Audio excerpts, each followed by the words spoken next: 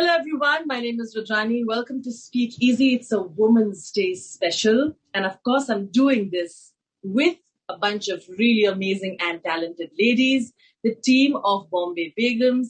And let me start by saying an absolutely brilliant show. So I'll have to do this for yourselves. Ladies, please clap for yourselves. It's absolutely fine. Alankrita, I'll start with you. You have the knack and sensibility in understanding the layers and emotions that women go through. You've portrayed that in all of your films, and especially the celebration of sexuality, the darkness around it, and otherwise. When you are writing scripts like this, you're one director who has done this again and again. I want to understand why this is so important for you. Why is this underlying root of getting all the women together so important? My God, that's a really tough question because, honestly, I feel it's not something that I've thought about consciously, that this is what I want to do and these are the only stories I want to tell. But honestly, these are the stories that drive me. These are I feel I'm really interested in the complex inner worlds of women. I just feel it's something unexplored. It's something I find very interesting. And I feel like there's something to do for me in that space. And I think I go a lot by instinct. I can't work on material that I don't feel connected to or whatever. I'm not, also as a person, I'm really not interested in this male hero universe. It really bothers me. I find it awful that the world should center around this, upper caste, upper class, whatever, like this, this male figure, and everything else should sort of revolve around it. I feel there are different versions and of reality and different points of view. So I think for me, it's really interesting to explore points of view that are not explored. And I think it's instinctive to me to explore the worlds of women. And I feel that's why I keep going back to it right from my first film. But everything that I do is honest. And I feel this is what I'm honestly interested in. So I don't feel the need to pretend and be like, no, I want to make a film with some big male superstar. I'm not interested only. Pooja, it felt amazing to see you do this role. And to see you back on screen. I think you are very, very good. Thank you. Thank you so much. As celebrities, the fact that you put out the most beautiful message on how you dealt with your sobriety, your sister talked about mental health and there are other actors, but the shaming that continues because you have the power and the will to acknowledge the flaws and move beyond, I think is terrible. What do you think about it? When you play a character like that, because she goes through the same thing. She's shamed for being powerful. She's shamed for wanting more than what she deserves. I want to draw parallels between the two of that. Well, yes, and I think that the difference really between Rani and me in that sense is while I'm somebody who proudly has my year of birth on all my social media handles, not really a norm, and especially people from my generation. And I've been extremely open about my struggle with alcohol in terms of acknowledging the fact that I had a problem and then using the world as my AA class really, because I felt that if I drank openly, I must recover openly, because I think somewhere even alcoholism or addiction is kind of a mard ki jagir, where men are allowed to kind of have an addiction problem and men are allowed to recover openly, and women are not even meant to kind of drink openly. मतलब वो Coca Cola के glass में आप रम डाल के आप चुपचाप पीते हैं, तो आप recover कहाँ से करेंगे openly? So the stigma from recovery needed to go away. And I said that I was launched in a film called Daddy, which ironically dealt with a 17-year-old weaning her father of alcohol. And life is strange because I had to fight the same addiction when I was 46. So I said that either I'm going to belong to that section of people who are going to kind of feel ashamed and hide things under the carpet, or I'm going to go out and I'm going to hold my frailties to light. Not because I believe I'm some role model, but because I believe that if my brokenness and the capacity to be able to pick myself up and rebuild myself becomes some sort of trigger to somebody, anybody out there who feels that, hey, if she can go through this and survive it, maybe we can too, then I think then that's the life that's really well led, Because for me, being a hero or being a heroine or being a role model is not only about whether somebody copies your hair or dresses like you or says, oh, wow, I want to kind of look like you or have a body like you. I think it's when they aspire for what you stand for inherently, when your core is celebrated, when your core is aspired for.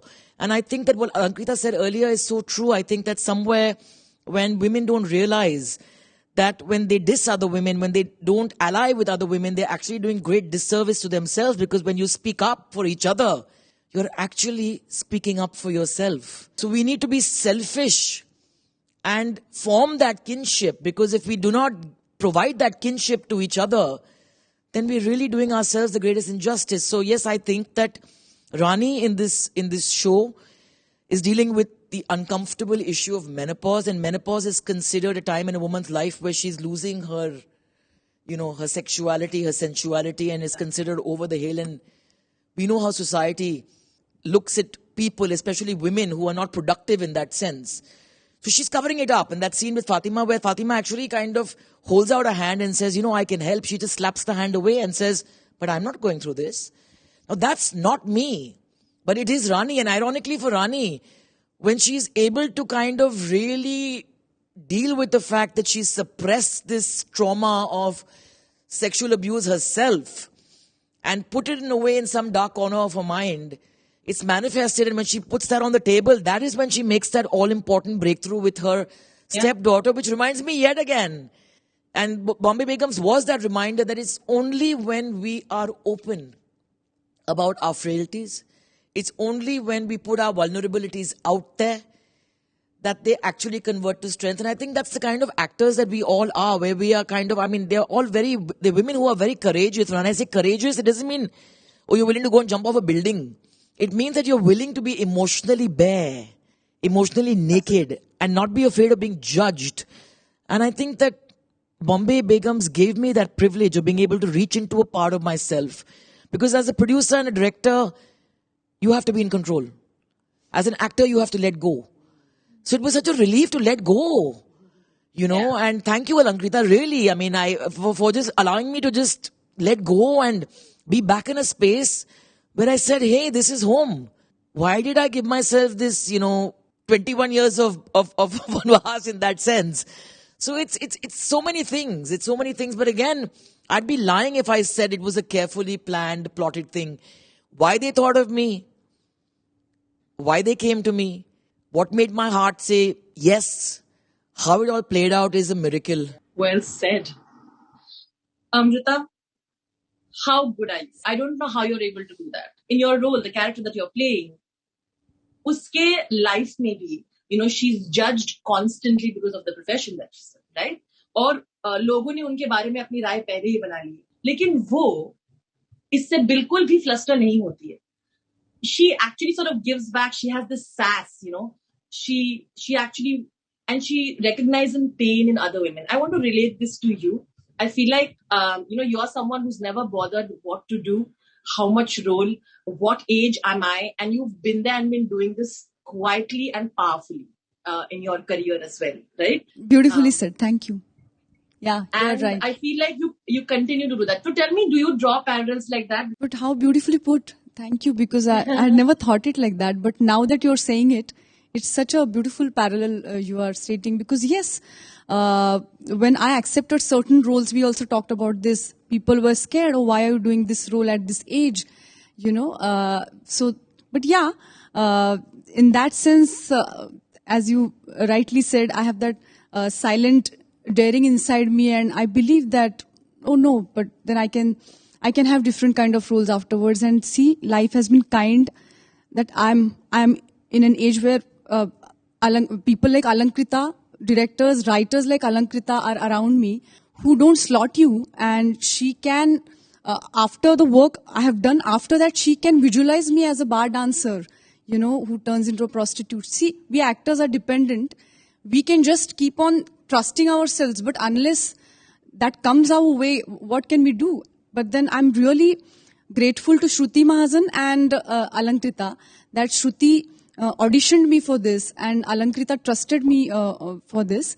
And as you beautifully said, yes, there is a parallel that Lily is, economically very, you can say that, she cannot match any of these characters.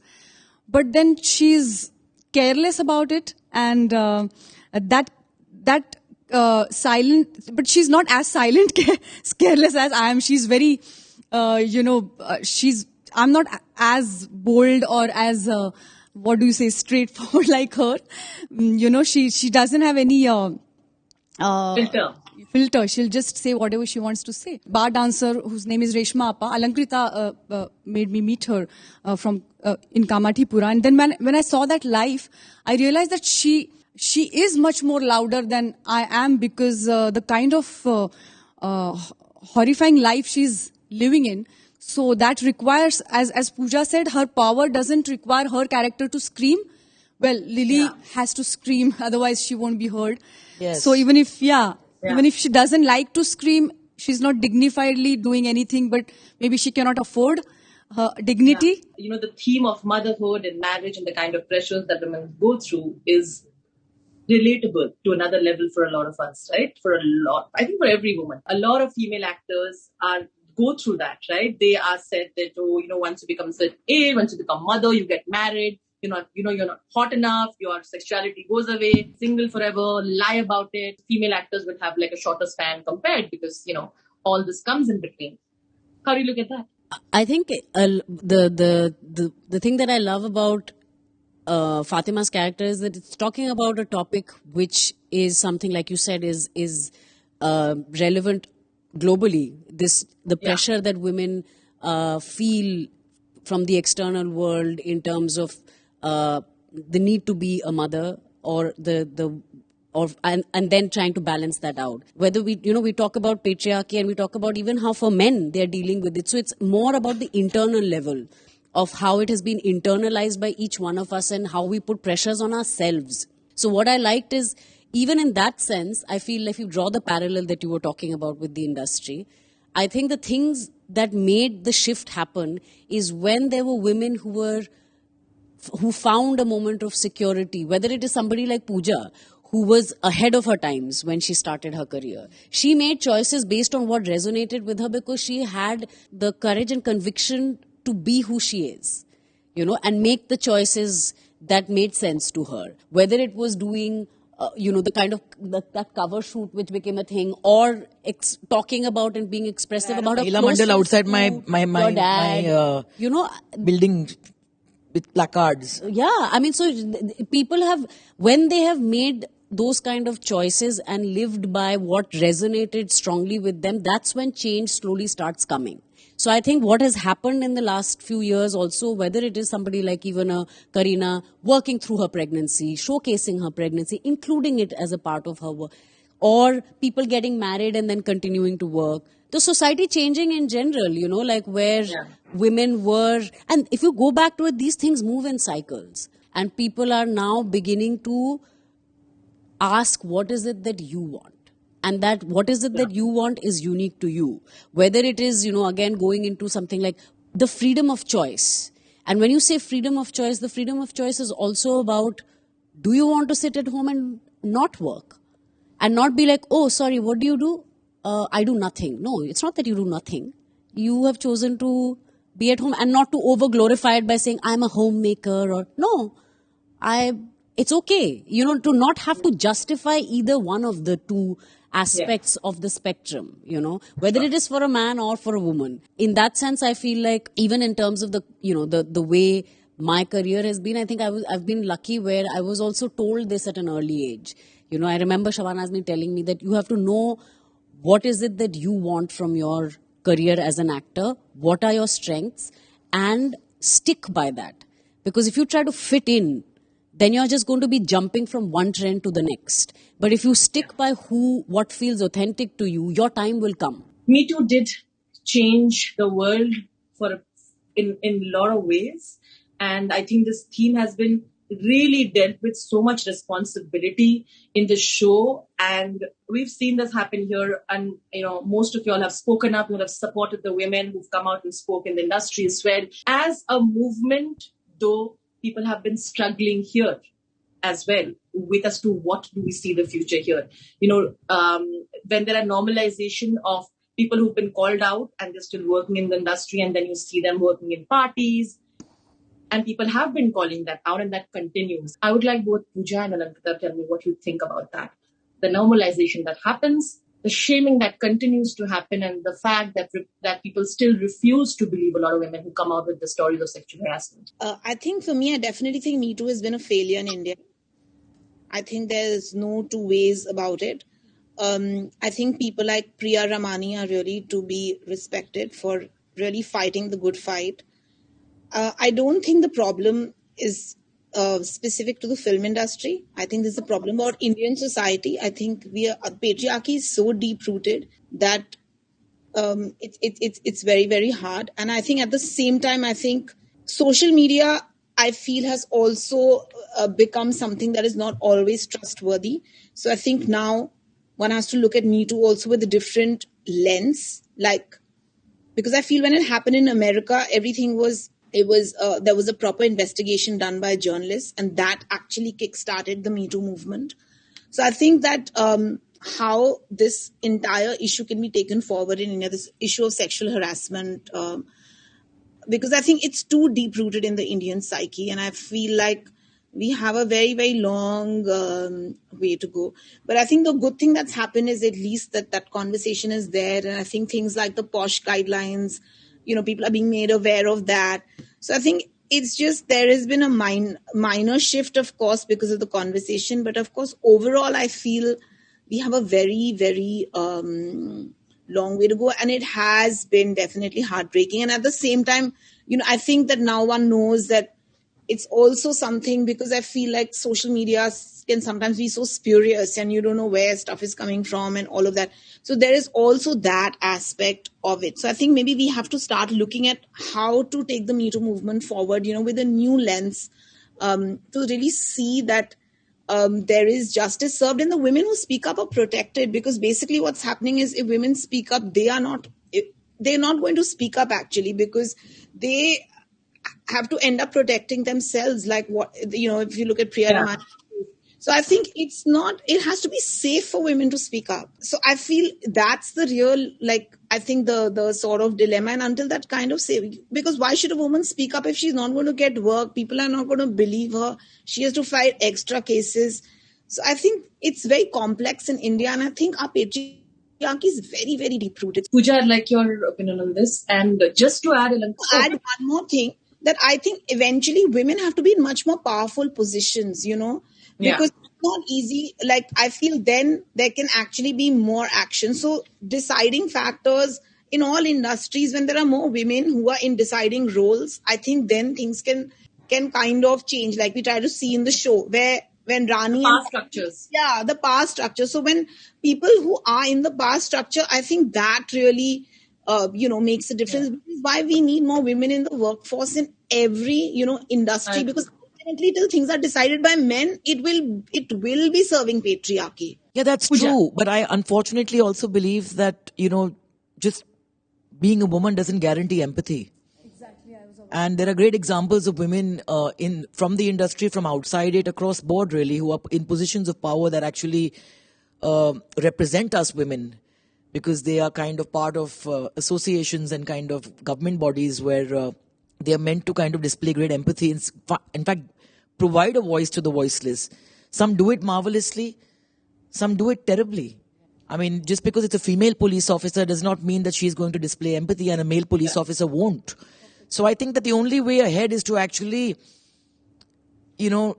somewhere consider the male as a comrade in that sense. You need to be able to fight this together. You need to be able to kind of create an environment and air where you are allowed to speak. I mean, the first question that a lot of women ask is, why has somebody spoken up 10 years later or 20 years later or 1 year later? I mean, some people cannot express. Some people wait for family members to perhaps die before they can express that they were abused within their own homes. Because as we know, I mean, majority of sexual abuse happens within Indian homes, and we want to brush that under the carpet.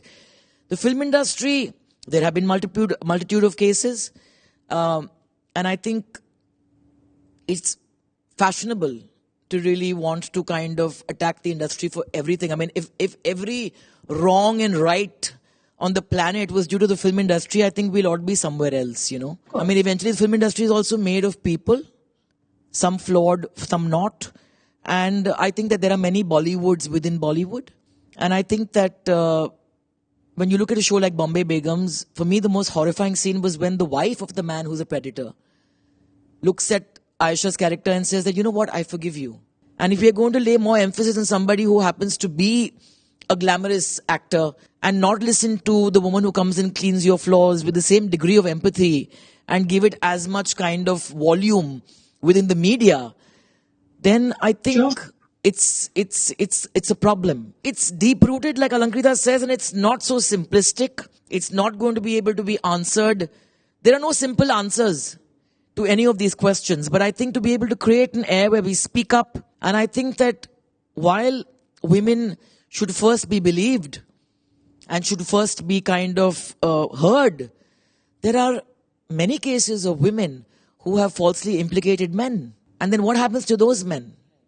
And the case is proven wrong 6 months or 10 years later, and then what happens to the family lives of those men? So I think that it's wonderful that there is a body of work that we are all part of that actually is throwing light and is, you know, dealing with some degree of kind of, it's not, I mean, all of us have different feelings about the case and we approach it differently, and I think that's how people generally tend to behave or in society at large. So I agree that social media cannot be trusted because a lot of it is kind of projected, planned. It's not organic.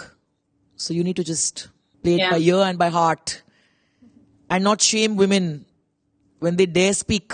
And which is why International Women's Day is important, not because I'm one of those women who believe that thank you very much, you don't need to give me a day to celebrate myself and other women. But then to all those voiceless women, we need to be able to give them that one day to feel proud. You know, what we might take for granted, for somebody else is a big deal. And I think it's also important, I think in 2021, in the 21st century that we're in, it's important that Women's Day is not just about women. It's about equality. That's the larger goal. Let's not forget that. It's just about enabling to bring a balance. So this whole taboo around feminism and women and all, let's not tilt it towards a side where it's all about, oh, it's a full women's team, that's amazing. No, that's also an imbalance. That should not be the criteria. The criteria is just access, equal access, enabling to bring the balance back up. So this is not a you versus me. It's not a them versus us. So I think, and I think that that's generally become more of the conversation, but I think that's what needs to also be highlighted. So the idea is to become a collective whole, which includes men in it. Thank you so much. This was lovely. Happy Women's Day to all of you. Yes. And to all the women out there who are far more forward, the women, the nameless, faceless women in India. And all the men who have who Stood also by the women. been, Yes, stood by absolutely. the women Absolutely. and supported women in many ways. Thank you so much, team Bombay Begums. Love the show, and I really hope that everybody watches it. It's so important. Thank you once again. Thank you, Alankrita. Lots of love. Thank you.